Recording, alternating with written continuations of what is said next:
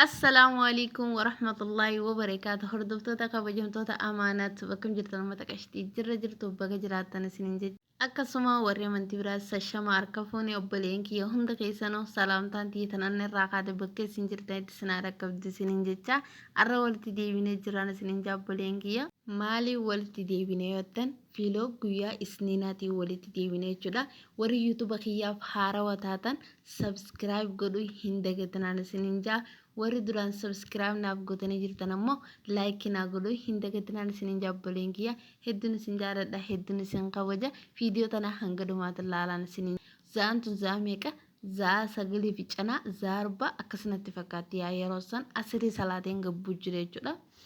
Akkuma gartan irraa amma dalagaa eegalee jira shunkurtaa jira yaa shurbaa dalaguu deema jechuudha. Fiidiyoo tana hanga dhumaatti ilaalaa arra xiqqaatullee dalagaan xiqqoon jiraami akka duraanii irra tilfiidha yaa xiqqoo ni ulfaatti jechuudha. Fiidiyoo tana hanga dhumaatti ilaalaa fiidiyoo tana keessa waa meeqa godhuun diyyee jirti jechuudha. Akkasii hanga fiidiyoo tiyya hanga xumuraatti ilaaluu hin dagatinaan isiniin obboleen kiyya na wajjin turtii gaarii. Kunoo akkuma agartan obboleen kiyya amma shurbarra kan jira amma asitti qoturaan cirachuu deema jechuudha. Idaamaan godhuuf deema guyyaa isniina khamisa laazima gurbaa maskida salaachisu maskida warra kanaa ka salaachisu san laazima nyaata geessinaaf shurbaa idaama ruuza goonee geessinaaf jechuudha. Isniinaaf khamisa laazim daruurii jechuudha. Akkasumaanoo ammaan tana waan arafaan dhiyaatteef yaa isaanis soomana qaban jechuudha. Isaan hundinuu isniinaaf khamisa guma kaanonni soomanan ta'ee garuu eega boodaa kana guyyaa kurna kana soomana qaban isaan hundinuu jechuudha. Ani sanga rabbinaa laaffiseettiin jira jechuudha. Akkasuma obboleen kiyya kun amma akkuma gartan asi shurbaa akkasuma obboleen kiyya akkuma gartan asitti shurbaa irra kaa'ee asitti idaamaa irra kaa'u jira jechuudha. Kunoo idaamaa waa hunda walitti godhee bishaan naqee jira jechuudha. Asitti amma meeshaan as baafadhee deddeebisuu jira jechuudha. Bakka kanattis ruuzaan dhiqu jira jechuudha. Ruuza kanaas dhiqachuutti jira jechuudha. Amma ruuzaan dhiqu jira. Gisee ruuza dhiqee booda maaliin godhu deema gaawwaan irra kaa'u deema. Gaawwaan irra kaa'u deema kun akkuma gartan asitti gaawwaa irra kaa'u jira. Asitti timiraan dhiyeessuu jira jechuudha. Timiraan dhiyeessuuf jira. Na wajjin turtii gaarii kun asitti finjaal eegaa maqaan isee akkasuma mi'a waan gaawwaatti dhugan saniin qopheessuuf jira jechuudha. Asitti immoo saambusaa fi asaabaa irra kaa'u deema. Asitti ruuzatti naqu jira laa ruuzatti naqee distii walakkaatu hundaa ruuzaati. Asitti seeta wanni seenni oowwii jira akka xabbasu jira jechuudha. Akkuma gartanii maaltu itti aana saambusaatti aana yaa amma xabbasutti hin jira jechuudha. Wallaahi fiidiyoo laa daqiiqaa oh my god fiidiyoo daqiiqaa meeqaan laal iswiinchi godhee irra wanti godhee wallaahi daqiiqaa 13 gad deebisee jechuudha. Kunoo akkuma gartan asitti kun kan akiraati asaabna kun kan akiraati dilesin godhu yaani nauma waa xiqqoo jira waan taateef namni wanni nyaatu bakka dilesin godhu waa xiqqoomaan godhutti deema jechuudha. Kunoo ammaan tana saambusaa xabbasu jira jechuudha. Ni oowwan jettanii akkasuma nagarreen isiniin jaa dhugaa amma lafti hedduu oowwiti waan oowwii dhufeef yaadaa qameesin oowwaa akkasii jiru laal ibiddi karaa meeqaan kunoo asitti akkuma gartanii bakka tana wanti isaa waliin naqeetiin wanni kana gubban naquu deema jechuudha. Asaabaa kana gubbatti abuma quma isaatiin na dhiba eegaa asaabaa kana gubbatti naquu deema saambusaa miti qaqallaa san gubbatti naquu deema jechuudha. Wanta na walitti laaqee hedduu mi'aa wanni hurraa san maali girfaa afaan keenya maal jedha girfuma yaa laa girfaa miti muka shaayii godhatan biyya teenyatti shaayiitti godhatanii kaan sana immoo keekaa waa hundarra godhatan yaa hedduu mi'ooyti gisee wal laaqanii irra naqan hedduu mi'ooyti jechuudha. Asitti immoo maaliin godhu deema meeshaa tanaan takka takka if dura wanti godhu jira matbaqni beektaa natti hooste natti qababbaalli na guute yaani bakka wayiin firadhu dhabee saniin akkasii bakka meeshaa takka takka hanga wanti takka takka bilchaattuutiin meeshaa tana xaawulaa kanarraa karaa maqsalaata irratti guurrachuu jiru jechuudha. Meeshaan dhiquu deemu meeshaa xurii jechuudha.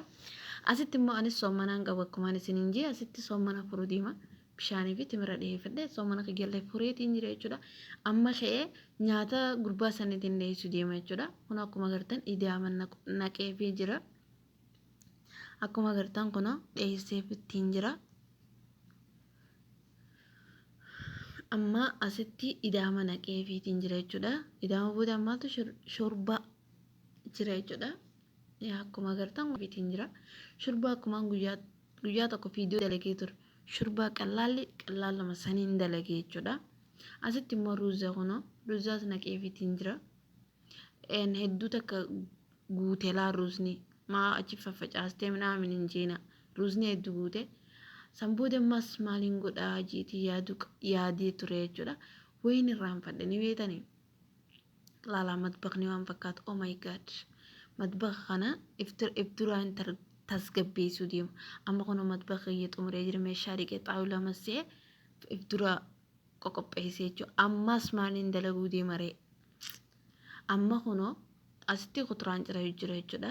Shunkurtaa, filfil baarid, qullubbii tanaan ciru jira. Maaliin godhu deemu ni beektani? Saambusaan dalaguu deemu. Saambusaa dalagee firfireezar fallaaja guuruu deema jechuudha. Yoo tan hunda dalaguutiin jira. Arraas dalaguu deema jechuudha. Arra xiqquma oddilee siimoo waa xiqqoo jechuudha. Arra firuma lamaan dalaguu deema. Kun akkuma agartan asitti shunkurtaan jira jechuudha. Matbaqaan akkasiin naddafaa godhee wallaahi meeshaa dhiqee xaawulaarra hunda naddafee lafa hunda dhiqee xumure achi boodammas haareetti kuturaa ciree waan biraa dalaguu deema. Natti toluu didee dhibeetanii achuma keessa taa'ee dalagaa biraa dalaguun natti hin tolle. Asitti kunoo zayitii fi lama distii jala godhee wanniin kun dijaajaa miti lahama. Haareetti asitti kophattiin isa kana wanti bilcheessuu deema jechuudha. Lahama waan taateef salaa dijaaja taatee bakkuma takka ittiin godha. Lahamni kophatti waan bilcheesse malee des naman jiru. Ammas ni cincaa'u des naman jiru. Hin beeku wallaahi waan hin jaalanneef akkasii natti fakkaate.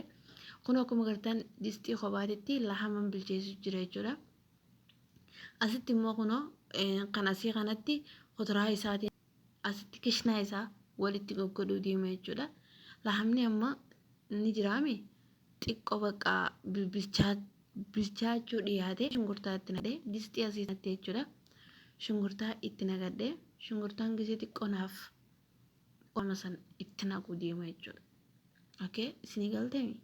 Yaa asitti kun qullubbiidha. Qullubbii itti sanbooda maaliin godhuu deema? Oh my god.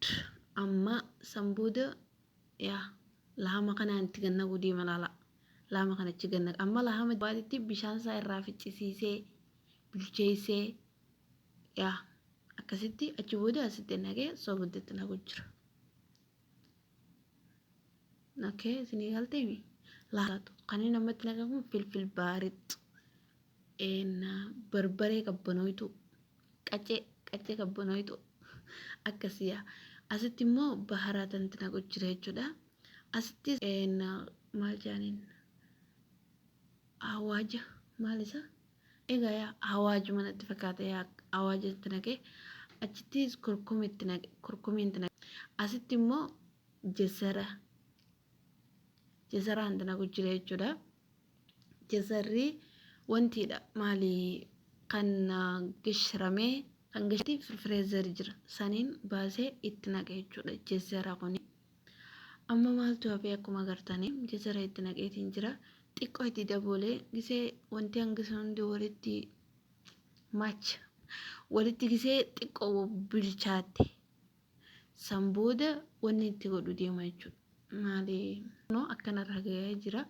Lahamnis bilchaatee hedduu urgaa'ee kophaa akkasii bilcheessitee gisee isaa gootee hedduu mi'aawa hedduu urgaa'u waaw. Amma maaliin naafee baqduunes akkasuma kam zaraa yaanini mi'akkaaroo afaan oromoo diri baqduunis kana ciree akira isaa xumura isaa baqduunis kana itti godhu jira jechuudha. Mi'eessaa hedduu keessa nyaata yaani beektanii amma kunoo baqduunis sanis itti godheetiin jira jechuudha. Amma xumurarra gahee jira. Alhamdulillah alhamdulillah alhamdulillah biti wallahi nisiniin jaa. Alhamdulillah hundaa'u fayyaa qabaachuu caala sanbooda kunoo asitti mureetiin jira akkuma isiniin jee hundusaa xumuree xiqqoo ture amma irraa banee ammas wanti goggodhee sanbooda bakka saambusaa maruudhaaf eeguma gartan saanaa kanaas keessattiin guru adii kana keessatti guru deema kaan sana immoo biddeena saambusaatiin irra kaayachuu deema jechuudha. Akkasumatti wanni lahama kaniin bilgodhe kanaas jitu sanbooda silkiin as fudhadhanii yoo hiitanii nama bisu jira. Namnis eenyuutanii bishaarii fi kariimaa yaa isaanii jechuudha. Sanbooda akkasitti achi booda isaa wajjin isaanis nama dubbisu na biraa qotan. Yaa nama dubbisu na biraa qotan yuutuuba keessa dhaqee wayirra geeffadha. Sanbooda waa dhageeffachaa saambusaa kiyya maruu eegalee jechuudha. Alhamdulillah wallahi galanni kan rabbiiti. Sanbooda kunoo akkuma agartan saambusaa kiyya aanti eegalee jira. Tokkoffaa eegalee jira. Tana hunda isinii asiin na wajjin geemi galatooma. Saambusaan kun giseen xumure isin garsiisa natti fakkaate yaa. Namaa fi salaawii halaalloon isiniin jaa kunoo bitaanaa bootiin jirtu amma ishee bishaariinis nama dubbisee qottee akkasittiin kophaa fi yuutuuba dhageeffee jira jechuudha. Xiqqoo boodee isaanuu naa dacha'an naa dhufanii jechuudha. Ammaan tana kun akkuma agartan yuutuuba jalaa hin jira laal mana kana keessaas namni kan jiru beektanii laarabtitti araboonni bakka wayanii akkattiin hurgufadhan isiniin jaa dadhabbii waliin. Okay ammaan tana kun akkuma agartan saambusaa kiyya viidiyoon maali? Akkuma agartan takka lama jii kaayeetiin jira jechuudha. Amma daqiiqaan dhiyaateen kun akkuma agartan saambusaa kiyyaas godhuudhaaf takka lama jii kaayeetiin jira jechuudha. Kun akkuma xumurattiin jira. Oh my god wallahi viidiyoo daqiiqaa meeqa viidiyoo za'aa takkaa olii daqiiqaa 13tti gad deebisan isiniin ji'oo dhugaan akkasuma obboleen kiyya warri yuutuuba kanaaf haarawaa taatan sabskiraayib naaf godhuudhaan sabskiraayib naaf gootan ammoo laayikii naa godhu warri sabskiraayibii fi laayikii naa gootan hundi keessanuu galatoomaan isiniin jaa warri illee arma laaltanis galatoomaa zaantu zaa meeqa zaa 9 fi daqiiqaa 9 oh my god zaa 9 fi daqiiqaa 9 wallahi isiniin galeetan zaan 9 tana jala qabee jechuudha. Akkasuma kunoo amma xumuree jira galuuf hin deema jechuudha rafuuf hin deema. Yeroon viidiyoo tana hanga xumuraatti godhe jechuudha. Akkasii na wajjin wantoota toomaan isiniin jaa hedduun isin jaaladha hedduun isin kabaja warri illee arma laaltan bilis laayikii godhan isiniin jaa baay.